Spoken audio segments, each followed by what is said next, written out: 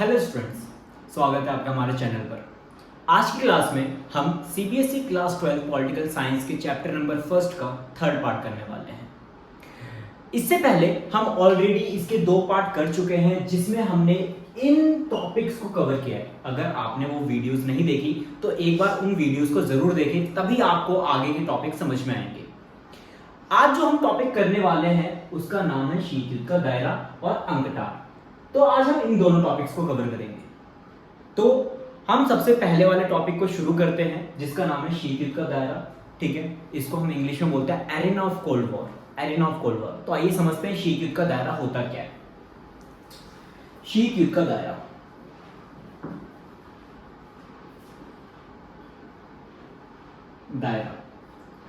देखो, दायरा क्या होता है? दायरा जिसको हम बोलते हैं एक तरह से सीमा या फिर लिमिट। ठीक है, सीमा। दायरे का मतलब क्या होता है? दायरे का मतलब होता है सीमा। सीमा का मतलब कि आप अपनी सीमा में रहो, आप अपनी हद में रहो, एक हद। ठीक है, उसी को हम बोलते हैं दायरा। इसको थोड़ा सा समझते हैं कि इसको थोड़ा पॉलिटिकल लैंग्वेज में समझने की कोशिश करते हैं कि दायरे का मतलब क्या होता है। देखो, जैसे एक लाइन है, ये लाइन, इस लाइन के इस तरफ है शांति, पीस, और इस तरफ है युद्ध, वॉर। ठीक है, और पीस और वॉर, शांति और युद्ध के बीच में ये जो लाइन खींची हुई है, ये लाइन क्या है? ये लाइन कहलाता है दायरा। ठीक है, दायरा। देखो, जब तक बात इस पॉइंट तक है, ठीक है, इस पॉइंट तक है, तब तक सिचुएशन नॉर्मल है। ठीक है, इधर से मान लो युद्ध से अगर बात यहां तक जा रही है, मान लो शांति से अगर बात यहां तक जा रही है, ठीक है, इस तरफ युद्ध की तरफ, तो कब तक सिचुएशन नॉर्मल रहेगी? जब तक वो इस पॉइंट का मतलब ये जो दायरे वाली लाइन है उस पॉइंट को क्रॉस नहीं करती है, तब तक सिचुएशन नॉर्मल। लेकिन जैसे ही वो लाइन क्रॉस होगी, जैसे ही वो दायरा क्रॉस होगा, तो वो जो मामला होगा वो शांति से युद्ध में तब्दील हो जाएगा। कई बार हमारे विश्व में ऐसी सिचुएशन आई जब छोटी मोटी लड़ाइयां चली, छोटे मोटे नोकझोंक हुए, लेकिन बात एक पॉइंट पर आकर रुक गई, जिसके बाद कुछ भी हो सकता था।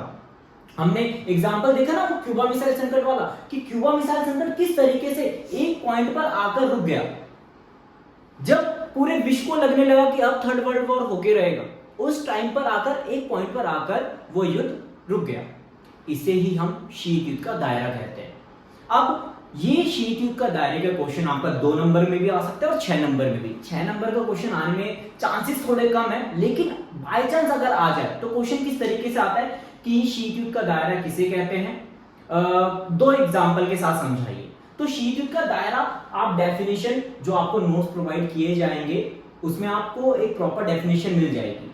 ठीक है, तो आप डेफिनेशन उसमें से देख लेना। मेनली शीत युद्ध का दायरा किसे कहते हैं वो आपको समझ में आ गया होगा, लेकिन जब आपसे एग्जांपल पूछेगा तो एग्जांपल आपको दे देने हैं इनमें से कोई भी, लेकिन बेसिकली आप 2 एग्जांपल दे दो। एक बर्लिन की दीवार का एग्जांपल दे दो। बर्लिन की दीवार का टॉपिक जो है वो हम सेकंड चैप्टर में डिटेल में समझेंगे कि बर्लिन की दीवार का टॉपिक क्या था।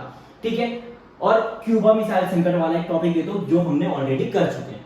ठीक है, तो आपका इजीली 6 मार्क का जो क्वेश्चन है आप इजीली कर पाओगे। ठीक है, तो आपको समझ में आ गया होगा कि शीत युद्ध का दायरा क्या होता है। दायरे का मतलब सीमा, मतलब जब बात एक लिमिट पर आकर रुक जाती है, उस लिमिट को क्रॉस नहीं करती, उसे ही कहते हैं शीत युद्ध का दायरा। क्योंकि जब शीत युद्ध चल रहा था उस टाइम पे कई बार यूएसए और यूएसएसआर के बीच में नोकझोंक हुई, बहुत बार लड़ाई झगड़े होने की संभावना बनी, लेकिन एक पॉइंट पर आकर वो रुक गए, उनमें युद्ध हुआ नहीं, बात थर्ड वर्ल्ड वॉर में कन्वर्ट नहीं हुई, उसे ही कहते हैं हम शीत युद्ध का दायरा। ओके बेटा, अब इस चैप्टर के नेक्स्ट टॉपिक की तरफ मूव करते हैं जिसका नाम है अंकटार। ठीक है, तो अंकटार क्या होता है ये जानते हैं अब। अंकटार, ठीक है, UNCTAD। ठीक है, तो सबसे पहले तो आपसे इसकी फुल फॉर्म ही पूछी जाती है कि अंकटार की फुल फॉर्म क्या होती है। तो अंकटार की फुल फॉर्म आप नोट कर लेना, United nation conference on trade and development, United nation conference on trade and development, जो हुआ था 1972। ये एक तरह से वर्ल्ड लेवल की एक मीटिंग थी। यूएनओ जो है ना, वो यूएनओ की ही एक मीटिंग थी, ठीक है, United nation conference on trade and development, ठीक है। ध्यान रखना अंकटाड जो है ये मीटिंग का नाम है, मीटिंग का नाम है, ठीक है। आपको ये चीज ध्यान रखनी है, ये मीटिंग का नाम है, ठीक है। जब ये मीटिंग हुई, कब हुई ये मीटिंग? 1972 में ये मीटिंग हुई।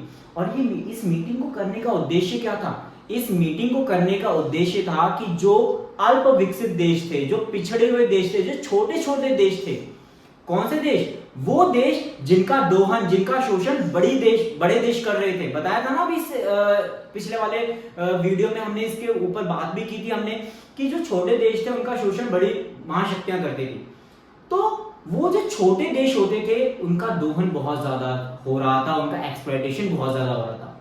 तो उन्हीं देशों को ऊपर बढ़ाने के लिए, उनका डेवलपमेंट करने के लिए ये मीटिंग रखी गई थी, जो हुई थी 1972 में। उसका नाम रखा था अंकटाड मीटिंग का नाम है, ध्यान रखना।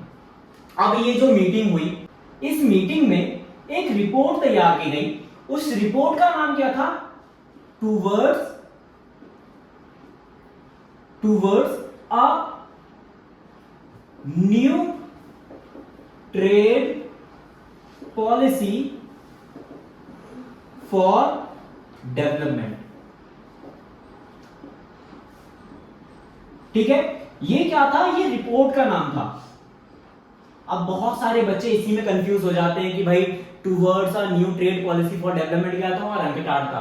तो ध्यान रखना है आपने कि अंकटाड जो था वो मीटिंग का नाम था, और ये जो towards a new trade policy for development है ये रिपोर्ट का नाम था, ठीक है। इतना समझ में आ गया?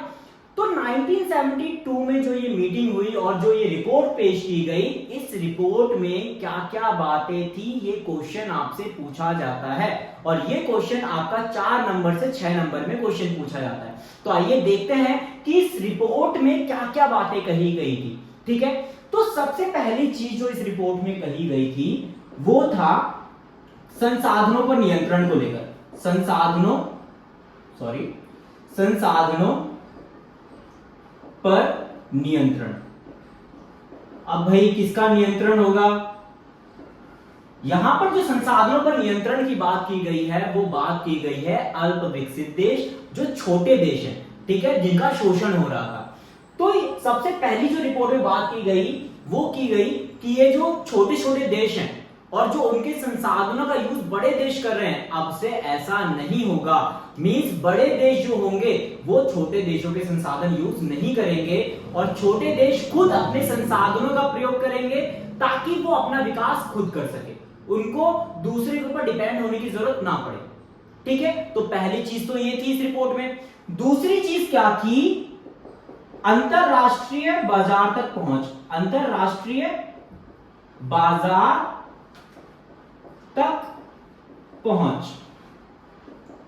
देखो पहले के टाइम पे क्या होता था, ये जो छोटे छोटे देश होते थे ये केवल अपने ही क्षेत्र तक सीमित रहते थे। मींस अगर किसी भी चीज का प्रोडक्शन करते भी थे और किसी भी चीज को बेचना भी होता था तो वर्ल्ड लेवल दूर दूर कंट्रीज में जाकर नहीं बेच पाते थे, क्योंकि इनकी रीच उतनी नहीं होती थी।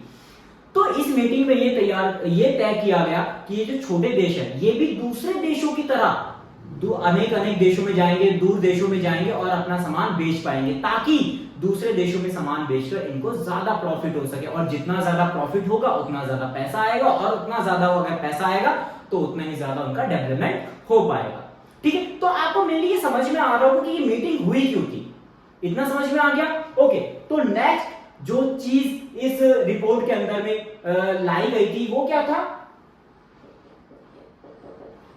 सस्ती प्रौद्योगिकी उपलब्ध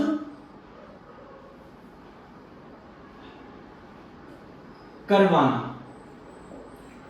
देखो यहां पे प्रौद्योगिकी का मतलब तुम समझ सकते हो, मशीन वगैरह से है, जो इंडस्ट्रीज में जितनी भी बड़ी बड़ी मशीनें वगैरह लगती है उन सब से हम इसका मतलब समझ सकते हैं। होता क्या था कि ये जो गरीब देश होते थे, ये जो छोटे छोटे देश होते थे, इनके पास इतना पैसा तो होता नहीं था कि ये बाहर के देशों से बड़ी बड़ी मशीनें मंगवा सके। और देखो जाहिर सी बात है कि अगर हमें अच्छा प्रोडक्शन करना है तो उसके लिए अच्छी किस्म की मशीनें और बड़ी बड़ी मशीनें होना बहुत ज्यादा जरूरी है। लेकिन इन छोटे देशों के पास जो है ना इतने पैसे नहीं होते थे कि ये बड़ी बड़ी मशीनें मंगवा सके दूसरे देशों से। इसलिए अंकटाड की इस रिपोर्ट में यह तय किया गया कि इन छोटे छोटे देशों को सस्ती कीमतों पर हम मशीनें प्रोवाइड करेंगे, ताकि ये भी उन मशीनों का यूज करके प्रोडक्शन को बढ़ा सके। और जाहिर सी बात है अगर प्रोडक्शन बढ़ेगा तो दूसरे देशों में ज्यादा सामान बेच पाएंगे, और दूसरे देशों में ज्यादा सामान बेचेंगे तो उतना ही ज्यादा इनको प्रॉफिट होगा, और उसी प्रॉफिट से इनका डेवलपमेंट भी हो जाएगा। ओके, तो आपको समझ में आ गया। और जो चौथी चीज थी इस रिपोर्ट में वो क्या थी कि अंतरराष्ट्रीय संस्थानों में, अंतरराष्ट्रीय संस्थानों में भूमिका बढ़ना, भूमिका बढ़ना। इसका मतलब क्या है कि भाई जो छोटे छोटे देश थे पहले के टाइम पे, छोटे देशों की इंटरनेशनल लेवल में कोई वैल्यू नहीं थी। कोई वैल्यू नहीं थी मींस कि जैसे जब यूएनओ की मीटिंग्स होती थी उसमें बड़े बड़े देश शामिल होते थे, और जितनी भी मीटिंग्स वगैरह होती थी उसमें बड़े देशों का ही मत ज्यादा इंपॉर्टेंट होता था, और छोटे देश जो भी बोलते थे उनकी बातों को ज्यादातर इग्नोर किया जाता था, उनकी कोई वैल्यू नहीं होती थी, जिसकी वजह से उनको ऐसा लगता था कि वो कहीं ना कहीं इस वर्ल्ड का हिस्सा नहीं, वो डिमोटिवेट हो जाते थे। इसी चीज को देखते हुए यह तय किया गया इस रिपोर्ट में कि वर्ल्ड लेवल पर जो इंपॉर्टेंस बड़े देशों की होगी वही इंपॉर्टेंस छोटे देशों की भी होगी, वो अपने आप को नेग्लेक्ट ना समझे वर्ल्ड से।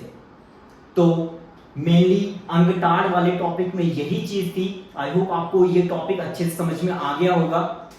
तो इसके बाद हम मूव करेंगे एक एडिशनल टॉपिक में जो हमने यहां पर तो मेंशन नहीं किया है, लेकिन हम इसको करेंगे जरूर। ओके, नेक्स्ट टॉपिक है वो है तटस्थता और पृथकतावाद। ठीक है, तटस्थता और पृथकतावाद।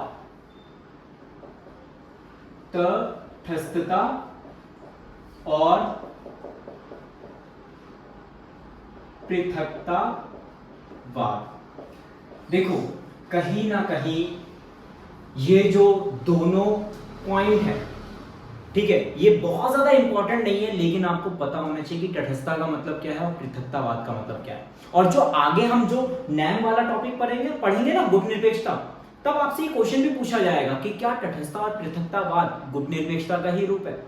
ठीक है, तो तब आपको बहुत अच्छे से ये चीज समझ में आ जाएगी। अगर आपको अभी ये मतलब समझ में आ गया कि तटस्थता का मतलब क्या होता है और पृथकतावाद का मतलब क्या होता है, ठीक है, तो देखते हैं इसका कि इस वर्ड की मीनिंग क्या होती है। देखो मीनिंग जो तटस्थता का मतलब होता है, तटस्थता का मतलब होता है कि युद्ध में शामिल ना होना, युद्ध में शामिल ना होना। ठीक है, युद्ध में शामिल ना होना, इसका मतलब क्या है, चाहे सिचुएशन कैसी भी हो, चाहे आग लग जाए पूरे विश्व में, चाहे कोई मर जाए, लेकिन किसी भी कीमत में उस युद्ध में हमें शामिल नहीं होना। ठीक है, तो बहुत सारी कंट्रीज ऐसी है वर्ल्ड में जो इस तटस्थता का पालन करती हैं, जो युद्ध में शामिल नहीं होती है। नेपाल उसमें से एक है। आप एग्जांपल ले सकते हो नेपाल का। नेपाल ऐसा देश है जो पूरे आज तक के इतिहास में जिसने कभी भी युद्ध नहीं करा। समझ में आ गया। दूसरा पृथकतावाद। इस पृथकतावाद का मतलब क्या होता है, अंतरराष्ट्रीय मामलों से दूर रहना, अंतरराष्ट्रीय